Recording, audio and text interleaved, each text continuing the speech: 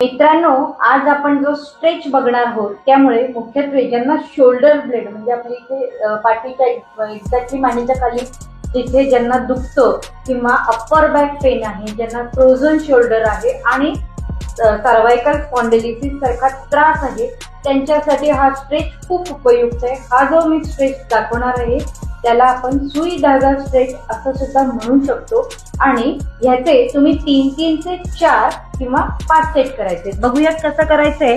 ह्या पद्धतीने गुडघ्यांवर यायचंय, गुडघ्यांमध्ये 1 फुटाचं अंतर ठेवायचंय आणि दोन्ही हात एक्झॅक्टली शोल्डर लेवलच्या खाली ठेवायचे। आता हा उजवा हात आहे ना, असा डाव्या हाताच्या खालना घ्यायचा आहे आणि उजवा खांदा असा जमिनीला टेकवायचा आहे आणि बघायचंय डाव्या साईडला वरच्या दिशेला।